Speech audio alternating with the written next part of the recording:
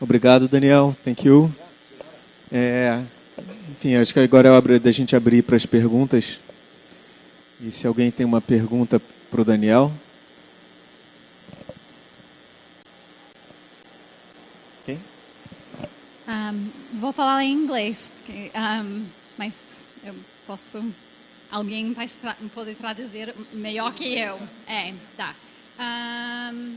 I'm interested in you explaining to us your current book project. So that you began to talk about climate in the last 2/3 of it. Could you give us the arc of the current book project you're working on? Sure. So the book project, the old guys are sort of at the heart of it in a way, and it starts by looking at some material that again, I'm assuming a lot of people here are familiar with, the development of the brise soleil in the work of Le Corbusier in the late 20s into the 30s, and simultaneously in the work of many Brazilian architects, Greek architects, and some British architects working in West Africa. So this sort of complex global emergence of shading techniques as part of modern architecture. There's a great set of examples. In fact, I've been spending time here in the archives looking at some Brazilian examples. I've spent time in archives in LA looking at Richard Neutra's work. Richard Neutra's work in Puerto Rico during World War II that plays some of this material out in interesting ways. And then also the work of Max Frey and Jane Drew in West Africa, and a whole world of tropical architecture, as it comes to be called, and becomes a course of study at the Architectural Association and sort of gains some prominence there. So there's, on the one hand, this sort of broad tracing of the importance of climate, as I put it, the importance of climate to the globalization of the international style, right? Which is to say, not just a sort of image or a style, but a real means by which these modern techniques can be used around the world, as the sort of very long kind of prologue to the old guys' research in the United States. And then that research is explored in great detail. A lot of hilarious stories. These guys were very strange characters, and very important discursive sort of discussants with a number of prominent people in the time, as I've already mentioned. So their research at Princeton becomes kind of the hinge. And then the second piece opens up to the other fields of scientific and technological analysis that their work engages with. So simultaneous emergences of climate science, of chaos theory, of some of these world systems and this sort of thing that begin to really conceive of a different image of the globe, right, and our relationship to it. I mean, in a way, I didn't quite sort of summarize the whole thing today by any stretch, but the kind of arc of it to some extent was mapped across the discussion this evening. And there's a kind of postscript that I've really yet to conceive, but that looks at Singapore, the sort of air-conditioned city, right, as an example of the sort of promise and perils of modernization, environmentalization, right into the present. Someone else? Well, please. So if you want, I didn't understand very well the relationship between the environmental crisis and the representation crisis. Yeah, I didn't understand quite well. So, I mean, on the one hand, there's a recent body of literature around the eco-image, right? And Rob Nixon, who's an eco-critic, a literary, works on texts are his examples, right? So he's talking about the sort of difficulty of producing images through text, right? He reads Rachel Carson, he reads Ramachandra Guha, a number of environmental writers, to understand the challenges that they have with producing convincing images of environmental change, right? Which is to say that, it's very difficult, even today with our sophisticated climate models, to produce an image that is legible to the general public that indicates the potential of climate disasters, right? I mean, things happen, there's snowstorms or there's, hurricanes in various moments, right? This kind of spectacles occur, but the climate change is very difficult to represent in images, right? It's a very slow, accumulative process, right? I mean, you need to sort of, it's almost like an Andy Warhol film of somebody sleeping, right? You just kind of need a film of like, the exhaust pipe of a car or something. I mean, like, how do you represent it? So this question that what Nixon proposes is that part of the difficulty in the sort of mass mobilization around questions of environment is that it's difficult to represent, right? And he spends a little time in the introduction talking about Al Gore's film The Inconvenient Truth, right? Which tried all of these, and kind of failed miserably in kind of different, almost like kind of PowerPoint, Excel spreadsheet sort of things to show the inexorable rise, right, of the growth of carbon particulates.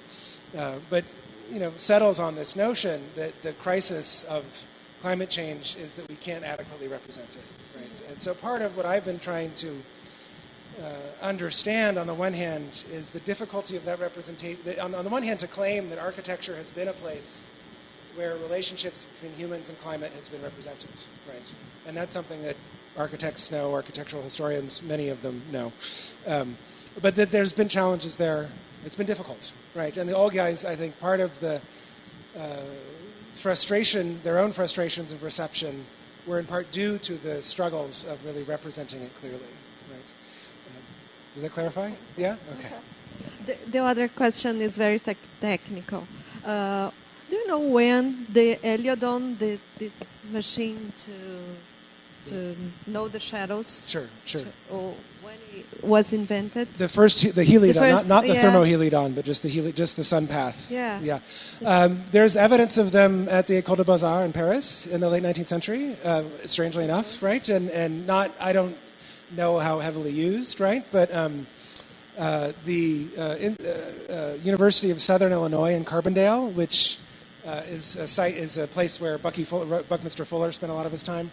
Not that that's relevant, but just to sort of locate it. In the late 19th century, was also very active in developing these devices. So it's another, I don't know the sort of specific moment or person or date of invention, but the kind of emergence of these devices in the late 19th century is quite clearly documented. And in fact, in the old guy's book, the first book, 57 Solar Control and Shading Devices, they have a kind of catalog of heliodons. Some at Illinois, at Kansas, and California, right?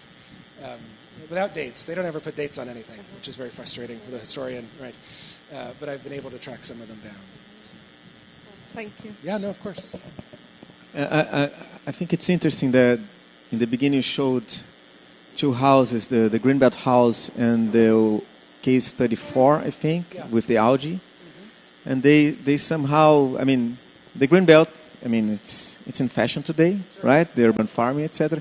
But they have they carry on an idea of an enclosed system at a very small scale.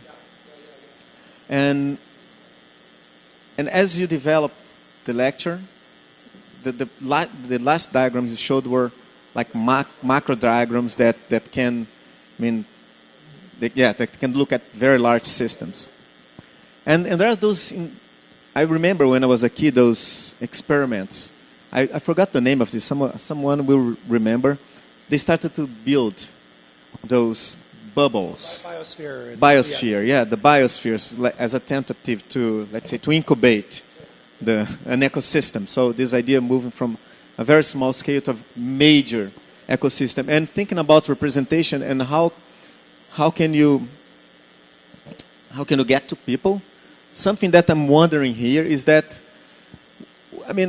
because now we have a water crisis, right? And it took quite a while not a long time, but quite a while to understand exactly what's going on. And it is something which is very direct. Maybe tomorrow we don't have water, right? And it is very local. At the same time, because I'm just wondering, because when you go to a very large scale, planetary scale, everything is linked. It's so far, it's so complex. It's difficult for us to. I look at this and go, wow.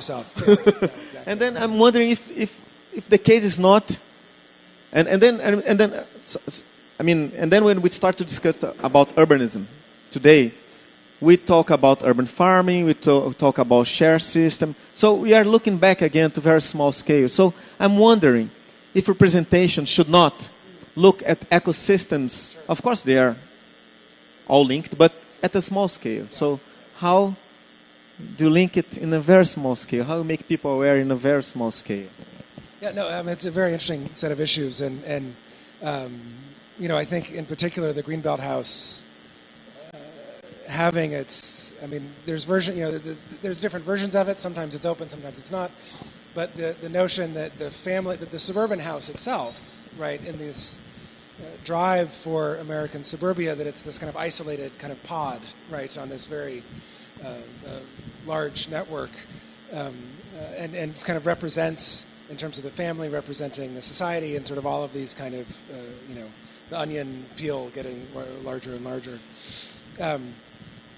I think, in terms of the contemporary condition, I think that some of the work that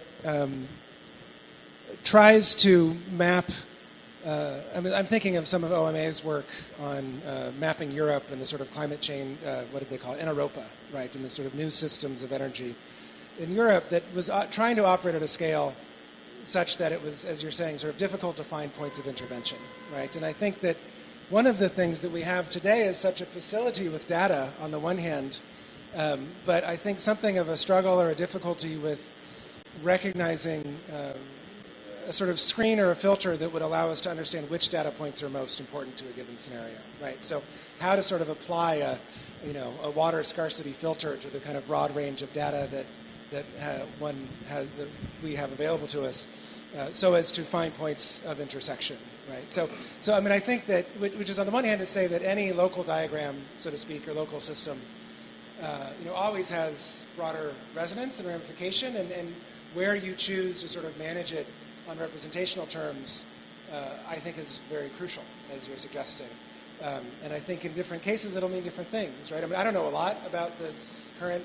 I've read a few articles in the New York Times, right? But it seems at the very least regional in terms of how the water sources and how they're being processed and where the water's ending up, right? And so, where to sort of draw the boundaries of these maps, I think, is a very important question representationally, so that it can become more legible, right, to the public, but of course also in terms of policy, in terms of infrastructure and technology, et cetera, et cetera. And so it's also in part to say that we have such a different relationship to the image today than we did in the 50s, right? The kind of the screens that are everywhere, and as architects, all we're doing is kind of moving pixels, right, for the most part, and not all we're doing, but one of the main things that we do is manipulate pixels. So our capacity to sort of understand the image as a kind of itself an open source, right, to kind of something we can intervene with, is a relatively recent phenomenon as well in those terms.